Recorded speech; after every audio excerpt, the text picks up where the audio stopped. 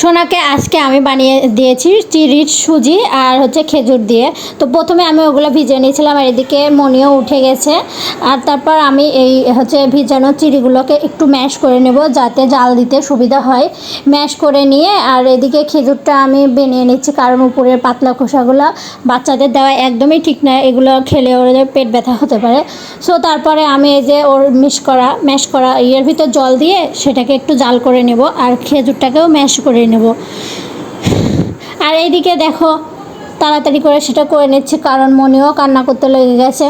আর ওকে আমি এজন্য নিচে বসিয়ে দিয়েছি, ও একটু খেলতেছে, ও খেলছে, ওকে আমি এখনই খেতে দেব। তো এটা তাড়াতাড়ি করে বানিয়ে নিলাম আর তারপরে দেখো ওকে খাওয়াচ্ছি। ও তো খেয়েছে 2-4 বার, যেটুকুই খেয়েছে। মানে আমার ইচ্ছা হচ্ছে ও খাক, যেটুকুই খাক তাও তো খাচ্ছে। তারপরে এই যে ও তো খাওয়াতে ও পা দিয়ে বাটিটা উল্টায় দিছে। দেন তারপরের অবস্থা সে তো দেখতেই পাচ্ছো, এই যে কী অবস্থা। যাই হোক, আজকের মতো এই পর্যন্তই। আমার ভিডিও তোমাদের কেমন লাগছে তোমরা সবাই কমেন্ট করে জানাবে। Tata, bye bye.